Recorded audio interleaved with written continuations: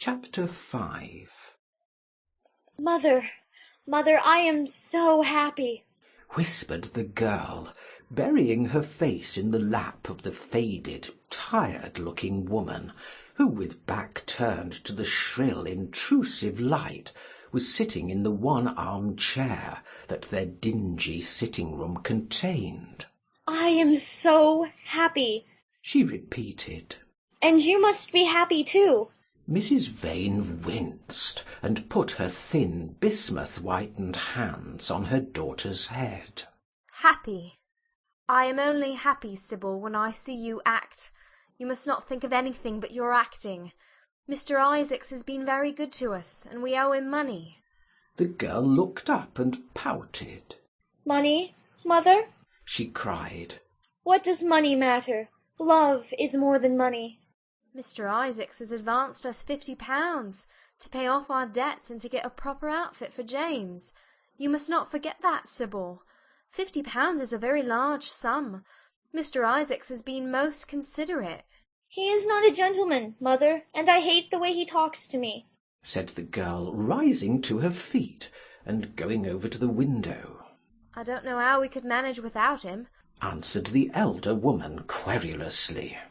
Sibyl Vane tossed her head and laughed. We don't want him any more, mother. Prince Charming rules life for us now. Then she paused. A rose shook in her blood and shadowed her cheeks. Quick breath parted the petals of her lips. They trembled. Some southern wind of passion swept over her and stirred the dainty folds of her dress. I love him, she said simply. Foolish child, was the parrot phrase flung in answer. The waving of crooked, false-jewelled fingers gave grotesqueness to the words. The girl laughed again. The joy of a caged bird was in her voice. Her eyes caught the melody and echoed it in radiance, then closed for a moment, as though to hide their secret. When they opened, the mist of a dream had passed across them. Thin-lipped wisdom spoke at her from the worn chair, hinted at prudence, quoted from that book of cowardice whose author apes the name of common sense. She did not listen. She was free in her prison of passion. Her prince, Prince Charming, was with her. She had called on memory to remake him. She had sent her soul to search for him, and it had brought him back. His kiss burned again upon her mouth. Her eyelids were warm with his breath. Then wisdom altered its method, and spoke of espial and discovery. This young man might be rich. If so, marriage should be thought of.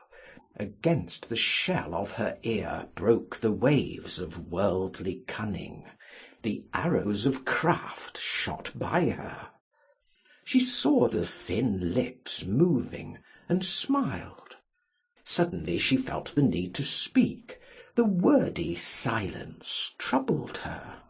Mother, mother, she cried. Why does he love me so much? I know why I love him. I love him because he is like what love himself should be. But what does he see in me? I am not worthy of him. And yet, why, I cannot tell. Though I feel so much beneath him, I don't feel humble. I feel proud, terribly proud. Mother, did you love my father as I love Prince Charming? The elder woman grew pale beneath the coarse powder that daubed her cheeks, and her dry lips twitched with a spasm of pain. Sibyl rushed to her, flung her arms round her neck, and kissed her. Forgive me, mother.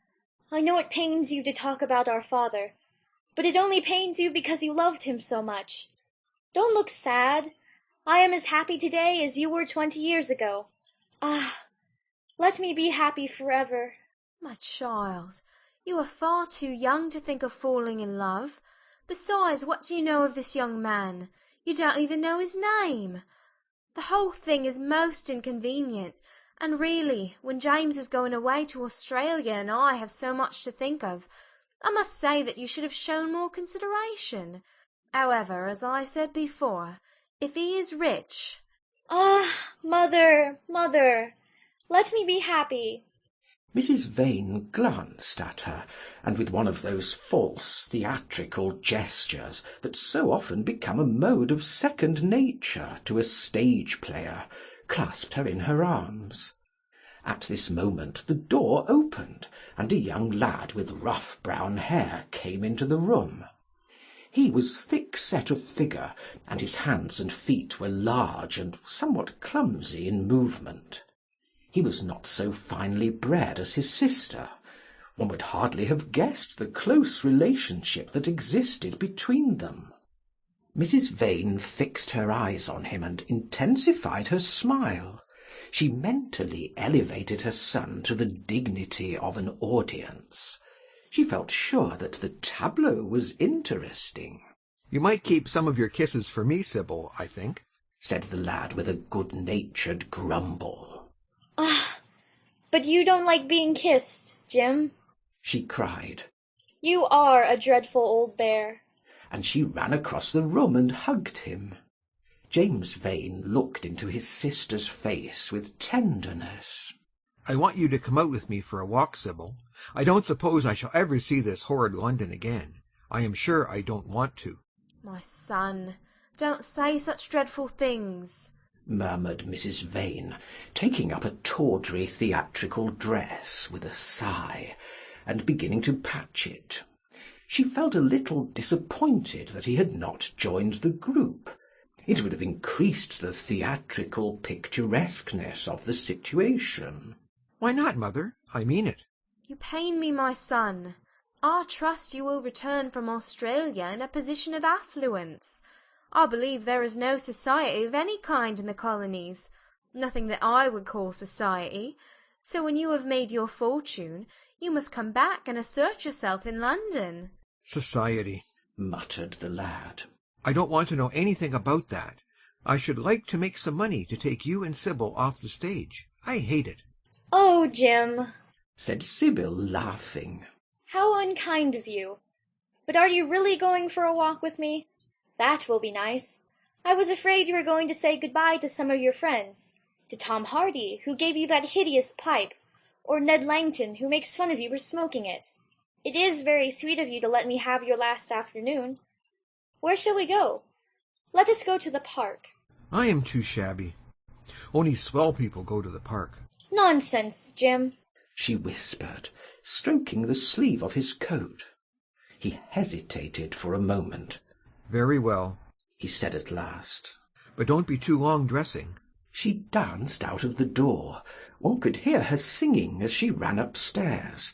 Her little feet pattered overhead. He walked up and down the room 2 or 3 times. Then he turned to the still figure in the chair. "Mother, are my things ready?" he asked. "Quite ready, James," she answered, keeping her eyes on her work. For some months past she had felt ill at ease when she was alone with this rough, stern son of hers. Her shallow, secret nature was troubled when their eyes met. She used to wonder if he suspected anything. The silence, for he made no other observation, became intolerable to her. She began to complain.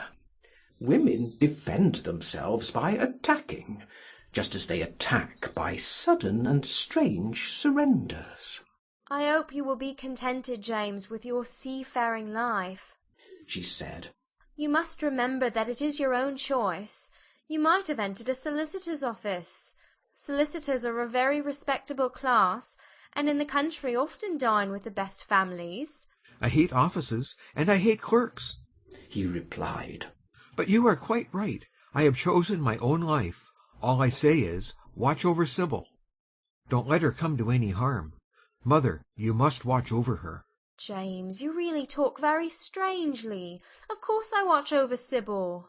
"I hear a gentleman comes every night to the theatre and goes behind to talk to her. Is that right? What about that?" You are speaking about things you don't understand, James. In the profession, we are accustomed to receive a great deal of most gratifying attention. I myself used to receive many bouquets at one time. That was when acting was really understood. As for Sibyl, I do not know at present whether her attachment is serious or not, but there is no doubt that the young man in question is a perfect gentleman. He is always most polite to me. Besides, he has the appearance of being rich, and the flowers he sends are lovely. You don't know his name, though, said the lad harshly. No, answered his mother with a placid expression in her face. He has not yet revealed his real name. I think it is quite romantic of him. He is probably a member of the aristocracy. James Vane bit his lip. Watch over Sibyl, mother, he cried. Watch over her. My son, you distress me very much. Sibyl is always under my special care. Of course, if this gentleman is wealthy, there is no reason why she should not contract an alliance with him. I trust he is one of the aristocracy. He has all the appearance of it, I must say. It might be a most brilliant marriage for Sibyl. They would make a charming couple. His good looks are really quite remarkable. Everybody notices them. The lad muttered something to himself and drummed on the window-pane with his coarse fingers. He had just turned round to say something when the door opened and Sibyl ran in. "How serious you both are!" she cried. "What is the matter?" Nothing, he answered. I suppose one must be serious sometimes. Good-bye, mother. I will have my dinner at 5 o'clock. Everything is packed, except my shirts, so you need not trouble. Good-bye, my son, she answered with a bow of strained stateliness. She was extremely annoyed at the tone he had adopted with her, and there was something in his look that made her feel afraid. "Kiss me, mother," said the girl. Her flower-like lips touched the withered cheek and warmed its frost. my child, cried Mrs. Vane, looking up to the ceiling in search of an imaginary gallery. Come, Sibyl, said her brother impatiently. He hated his mother's affectations. They went out into the flickering wind-blown sunlight and strolled down the dreary Euston Road. The passers-by glanced in wonder at the sullen, heavy youth who, in coarse, ill-fitting clothes, was in the company of such a graceful, refined-looking girl. He was like a common gardener walking with a rose. Jim frowned from time to time when he caught the inquisitive glance of some stranger. He had that dislike of being stared at, which comes on geniuses late in life, and never leaves the commonplace. Sibyl, however, was quite unconscious of the effect she was producing. Her love was trembling in laughter on her lips. She was thinking of Prince Charming, and that she might think of him all the more, she did not talk of him, but prattled on about the ship in which Jim was going to sail, about the gold he was certain to find, about the wonderful heiress whose life he was to save from the wicked red-shirted bushrangers. For he was not going to remain a sailor, or a supercargo, or whatever he was going to be. Oh, no! A sailor's existence was dreadful. Fancy being cooped up in a horrid ship, with the hoarse, hump-backed waves trying to get in, and a black wind blowing the masts down and tearing the sails into long, screaming ribbons. He was to leave the vessel at Melbourne, bid a polite good-bye to the captain, and go off at once to the gold fields. Before a week was over, he was to come across a large nugget of pure gold, the largest nugget that had ever been discovered, and bring it down to the coast in a wagon guarded by 6 mounted policemen. The bushrangers were to attack them 3 times, and be defeated with immense slaughter. Or no, he was not to go to the goldfields at all. They were horrid places, where men got intoxicated, and shot each other in bar-rooms, and used bad language. He was to be a nice sheep farmer, and one evening, as he was riding home, he was to see the beautiful heiress being carried off by a robber on a black horse, and give chase and rescue her. Of course she would fall in love with him, and he with her, and they would get married, and come home, and live in an immense house in London. Yes, there were delightful things in store for him, but he must be very good and not lose his temper, or spend his money foolishly. She was only a year older than he was, but she knew so much more of life. He must be sure also to write to her by every mail, and to say his prayers each night before he went to sleep. God was very good, and would watch over him. She would pray for him too, and in a few years he would come back quite rich and happy. The lad listened sulkily to her and made no answer. He was heart-sick at leaving home. Yet it was not this alone that made him gloomy and morose. Inexperienced though he was, he had still a strong sense of the danger of Sibyl's position. This young dandy who was making love to her could mean her no good. He was a gentleman, and he hated him for that, hated him through some curious race instinct for which he could not account, and which for that reason was all the more dominant within him. He was conscious also of the shallowness and vanity of his mother's nature, and in that saw infinite peril for Sibyl and Sibyl's happiness. Children begin by loving their parents. As they grow older, they judge them. Sometimes they forgive them. His mother... He had something on his mind to ask of her, something that he had brooded on for many months of silence. A chance phrase that he had heard at the theatre, a whispered sneer that had reached his ears, one night as he waited at the stage door, had set loose a train of horrible thoughts. He remembered it as if it had been the lash of a hunting crop across his face. His brows knit together into a wedge-like furrow, and with a twitch of pain he bit his underlip. You are not listening to a word I am saying, Jim, cried Sibyl. And I am making the most delightful plans for your future. Do say something. What do you want me to say?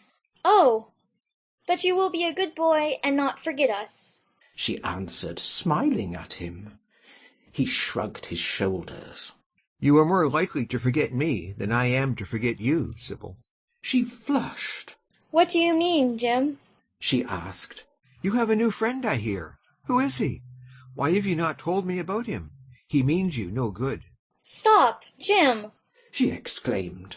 You must not say anything against him. I love him. Why, you don't even know his name, answered the lad. Who is he? I have a right to know. He is called Prince Charming. Don't you like the name? Oh, you silly boy, you should never forget it. If you only saw him, you would think him the most wonderful person in the world. Some day you will meet him. When you come back from Australia, you will like him so much. Everybody likes him, and I love him. I wish you could come to the theatre tonight. He is going to be there, and I am to play Juliet. Oh, how I shall play it! Fancy, Jim, to be in love and play Juliet, to have him sitting there, to play for his delight. I am afraid I may frighten the company, frighten or enthrall them. To be in love is to surpass oneself. Poor dreadful Mr. Isaacs will be shouting "Genius" to his loafers at the bar. He has preached me as a dogma. Tonight he will announce me as a revelation. I feel it. And it is all his only. Prince Charming, my wonderful lover, my god of graces. But I am poor beside him. Poor? What does that matter? When poverty creeps in at the door, love flies in through the window. Our proverbs want rewriting. They were made in winter, and it is summer now. Springtime for me, I think, a very dance of blossoms and blue skies. He is a gentleman? Said the lad sullenly. A prince! She cried musically. What more do you want? He wants to enslave you. I shudder at the thought of being free. I want you to be aware of him. To see him is to worship him. To know him is to trust him. Sybil, you are mad about him. She laughed and took his arm. You dear old Jim, you talk as if you were 100. Some day you will be in love yourself. Then you will know what it is. Don't look so sulky. Surely you should be glad to think that, though you are going away, you leave me happier than I have ever been before. Life has been hard for us both, terribly hard and difficult. But it will be different now. You are going to a new world, and I have found one. Here are 2 chairs. Let us sit down and see the smart people go by. They took their seats amidst a crowd of watchers. The tulip beds across the road flamed like throbbing rings of fire. A white dust, tremulous cloud of orris root, it seemed, hung in the panting air.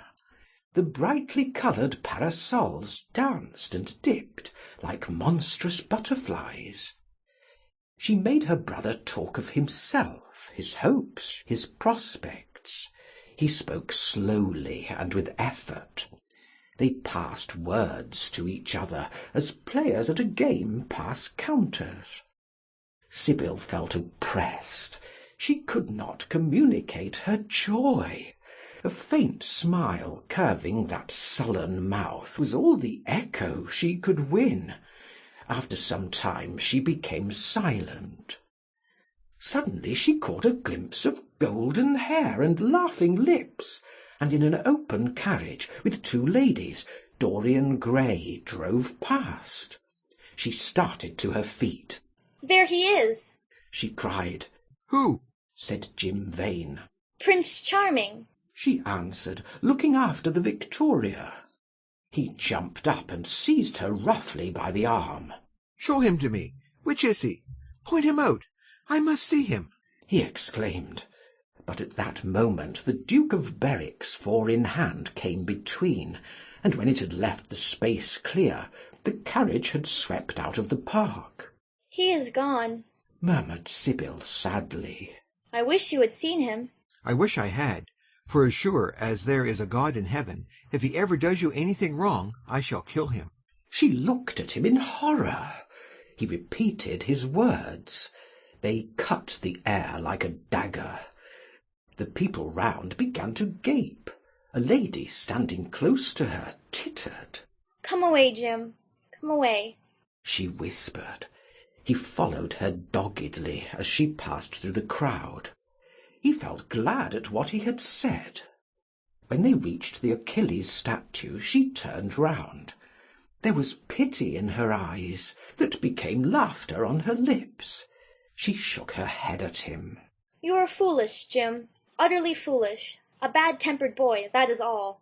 How can you say such horrible things? You don't know what you are talking about.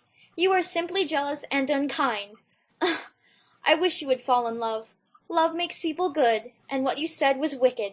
I am 16, he answered, and I know what I am about. Mother is no help to you. She doesn't understand how to look after you. I wish now that I was not going to Australia at all. I have a great mind to chuck the whole thing up. I would, if my articles hadn't been signed. Oh, don't be so serious, Jim. You were like one of the heroes of those silly melodramas Mother used to be so fond of acting in. I am not going to quarrel with you. I have seen him, and oh, to see him is perfect happiness. We won't quarrel. I know you would never harm anyone I love, would you? Not as long as you love him, I suppose, was the sullen answer. I shall love him forever, she cried. And he?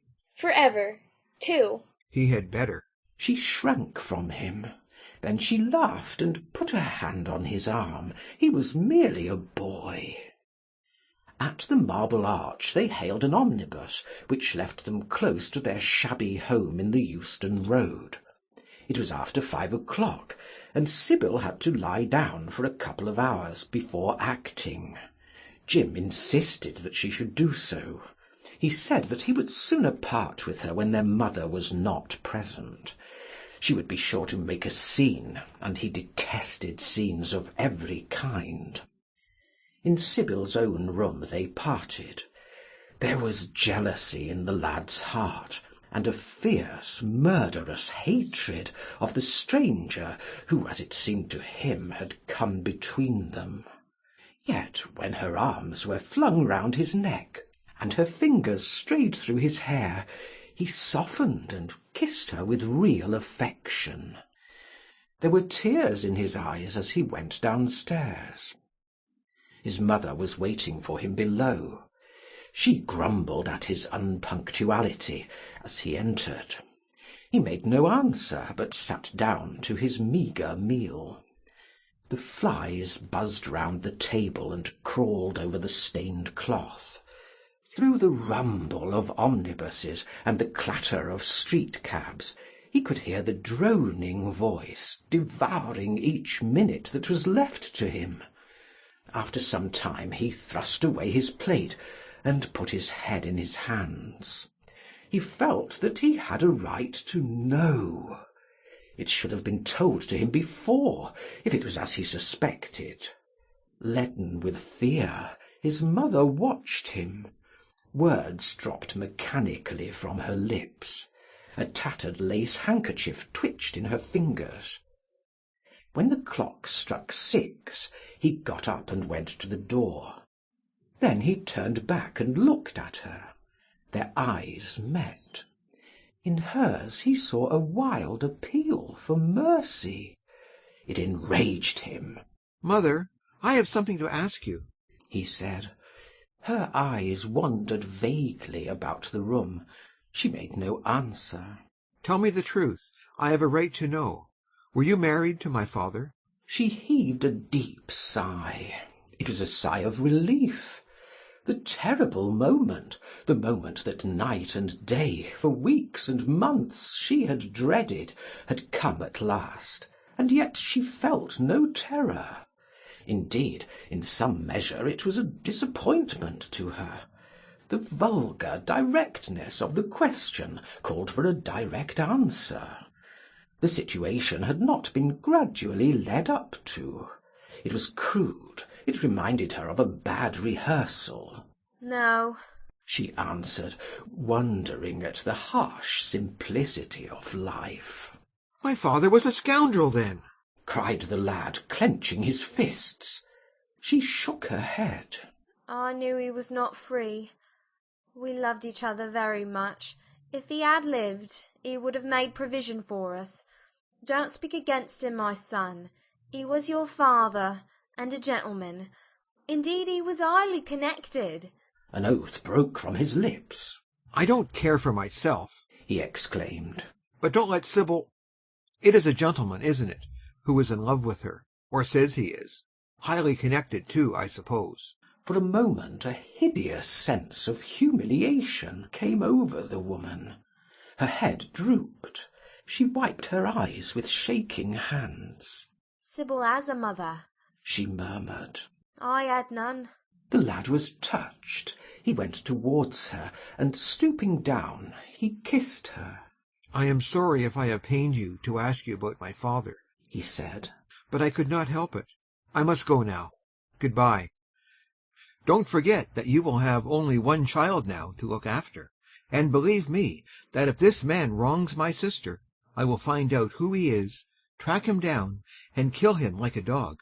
I swear it." The exaggerated folly of the threat, the passionate gesture that accompanied it, the mad melodramatic words, made life seem more vivid to her. She was familiar with the atmosphere. She breathed more freely, and for the first time for many months she really admired her son. She would have liked to have continued the scene on the same emotional scale, but he cut her short. Trunks had to be carried down, and mufflers looked for. The lodging-house drudge bustled in and out. There was the bargaining with the cabman.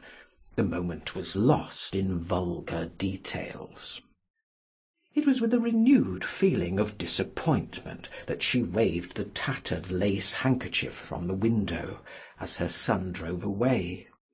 She was conscious that a great opportunity had been wasted.